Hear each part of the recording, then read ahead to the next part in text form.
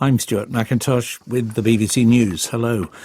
President Biden has used his first campaign speech of 2024 to launch a scathing attack on Donald Trump, warning that the former president is willing to use political violence to achieve his goals.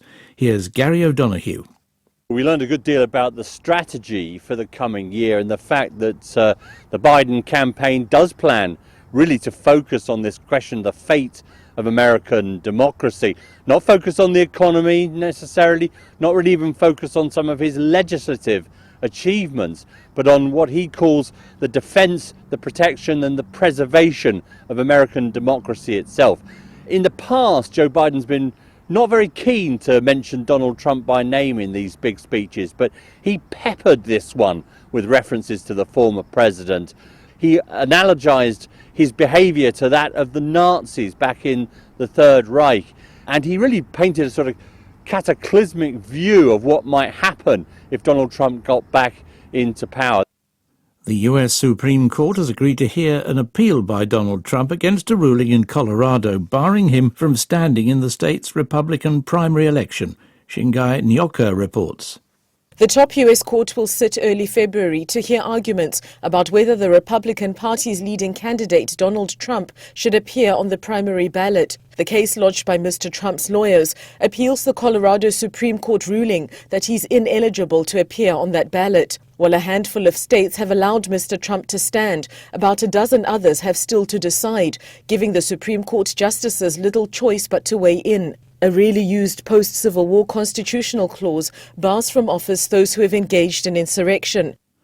The Bolivian president, Luis Arce, says security officials have made the country's largest ever seizure of cocaine after finding almost 9 tons of the drug hidden on a lorry near the western city of Oruro. Tom Bailey reports. The massive haul was found hidden amongst a shipment of timber, which officials believe was headed for the Netherlands. 4 people have been arrested, including a Colombian national described as a big fish in the international drugs trade.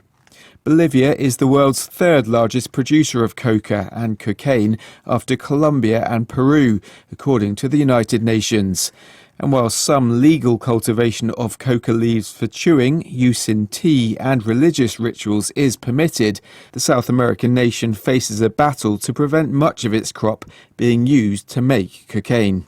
Reports say there's been heavy shelling of Palestinian settlements in central and southern Gaza overnight. Israeli warplanes have bombed positions in the heavy populated coastal strip, while tanks have shelled parts of Khan Yunis, the main city in southern Gaza. World News from the BBC. Police in Bangladesh have arrested 3 people in connection with a fire on a moving train. 4 people died in the blaze, which flared up on the outskirts of the capital Dhaka. Officers and those detained had been found in possession of petrol bombs. There have been a number of acts of sabotage in Bangladesh ahead of Sunday's parliamentary election. The head of the US National Rifle Association is stepping down after more than 3 decades in charge of the gun lobby group. Wayne LaPierre announced his resignation days before the start of his trial for alleged corruption. A lawyer for the jailed Senegalese opposition leader, Ousmane Sonko, says the Constitutional Council has rejected his application to run in next month's presidential election. The rejection comes after the Supreme Court threw out Mr Sonko's appeal against a conviction for defamation. Chris Iwaka reports.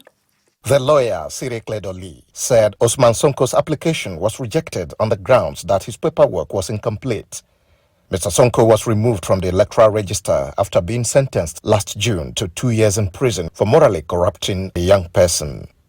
But his lawyers have said they would file his candidacy anyway. Mr. Sonko says the charges against him are politically motivated.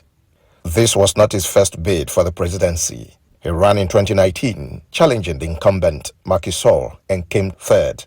Since then, he's been in the center of a bitter standoff with the state, often sparking deadly unrest.